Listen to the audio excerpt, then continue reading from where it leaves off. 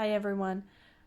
I just wanted to share this video with you that I made. I get a lot of questions often on how I gained such a great relationship and cooperative teaching relationship with both Brentley and Lincoln. And with everyone being home a lot more with their kids and maybe struggling not only to teach if you want to take the homeschooling route or maybe just to live. Maybe you're struggling with toothbrushing or putting their shoes on or just your kids listening to you when you need them to listen to you. Whatever it is that you want to gain cooperation with, this is what I did. It's called the 7 Steps to Instructional Control, and credit goes to Robert Schramm for writing these steps. I'm just going to share some example videos and kind of some voiceover on what it looks like in my life and in real life. Yeah, I don't have any really early videos of when I was first gaining instructional control with Brentley, but I can tell you that Brentley used to run around and attend to almost nothing and almost didn't seem to know I existed, nonetheless let me teach him anything. So we've come a long way since those days, and so I hope some of these videos are helpful in showing you some of the first steps in gaining that instructional relationship. Step 1 is to control access to your child's reinforcers. And what that means is walking around and gathering a lot of your child's favorite things and either placing them in a locked box or in a clear bin up high where they can't reach it. The point is that you do not want them to always have free access to all their favorite things because then they don't need you and then you don't have anything to give them when you want them to cooperate with you. You'll see here in this activity, I am controlling the crayons, meaning I have the bin of the crayons. So Brentley needs me to give him the crayons, and he also needs me to draw the picture for him. So I am in control of 2 reinforcers in this activity. Step 2 is all about showing your child you are fun. We want to make their favorite activities better with us than they are without us. This helps because if our children want to be around us because we're fun, they're much more likely to want to cooperate with us than if we make their favorite activities worse. So here in this clip, you'll see that Brentley is listening to music, which he does happily alone, but I'm adding extra fun to it so that he knows when Mom joins in music time, it's a lot more fun than by himself.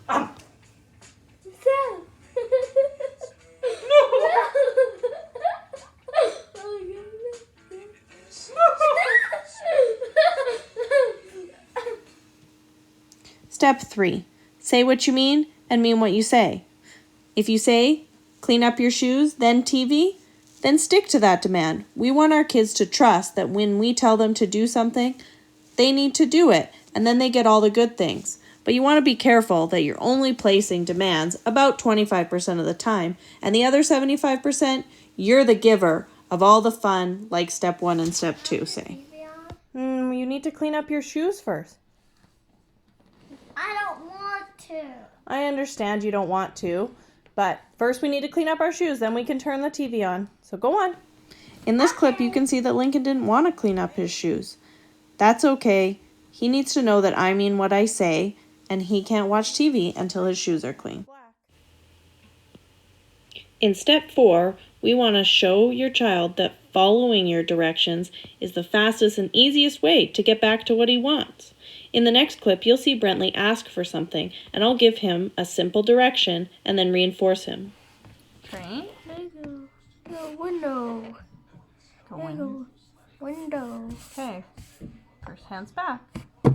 Oh, yeah, let's make him asking for what he wants, like me drawing the train, tells me that he is motivated.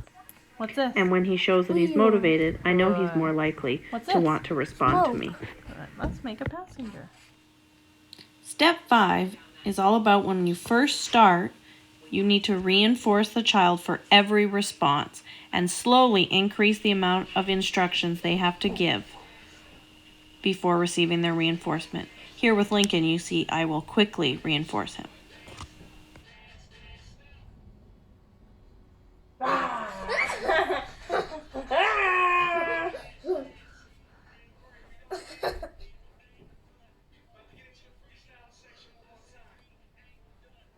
Want me to pull it?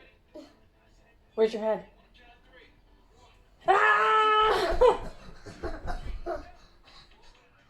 Brown. Brown. Okay, give. Oh, put the blue in the bucket. Good. Try this. Good. What are you doing? Drumming. Drumming on the table. Yeah, or tapping. What color did you want? Brown. Brown. This one? That one brown. Okay. Do you want this one? No, this one. No. Do you want this one? No. Do you want this one? Yes.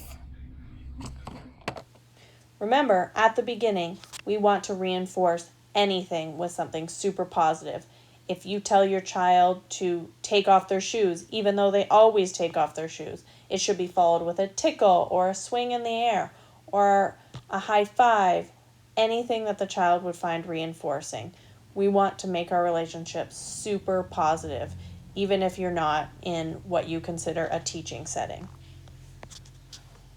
Step 6 is all about knowing your child's priorities and your own. What this means is you want to always know what is reinforcing or motivating in the moment for your child. You don't always want to use the TV as the reinforcer. If your child is running towards the door, they're probably motivated to go outside. So in that moment, your reinforcer may be going outside, even though you know they love the TV. Watch what your child's doing and know their priority. You'll see in this video, my priority is to just pair with Brentley.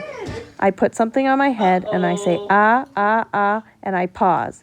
Another goal some people might work on is him filling that in and saying, chew, to show that he wants that action to happen. But my priority isn't that. It's just to pair with him, so I don't wait for him to say that. Another example would be if your child is just learning to talk and hits you on the leg but says cookie clearly, you might still give them the cookie because your priority was for them to say the word cookie. Step 7, show your child that ignoring your instructions is not the way to get what they want. Oh, well, we can only play with the stick over here. So I'll have the stick over here when you're ready. Ooh. I'm ready. Oh, you're ready? Okay. In this video, I had told Lincoln that the stick was to stay with me in this area because that's where we were dancing. He can leave. He is always free to leave, but the reinforcement stays with me and the stick stays with me. It's his choice when he's ready to come back and play. First we need to clean up that ball. I don't want to. Okay, well, I guess we have to put the stick over here.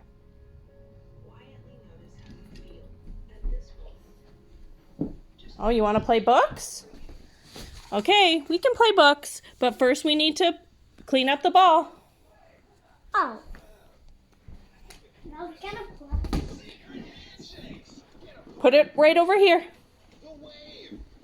Thanks for cleaning that ball up. Now, should we play stick or books? Okay. Oh! Here we go.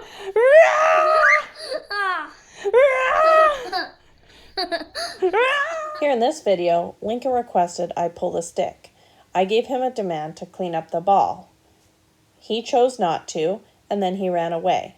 That's fine, but he didn't come into any contact with reinforcement until he cleans up the ball. So he ran to the books. I gently blocked the books and said, sure, you can play with the books, but first we need to clean up the ball. And you also saw at the end of that clip, as soon as Lincoln cooperated, we got right back into playing. There is no need to talk about what happened. Let's just get right into reinforcement. Thanks for watching. More resources for the 7 steps are on Robert's website and in his new Facebook group. He also has a YouTube channel if you search Robert Schramm on YouTube.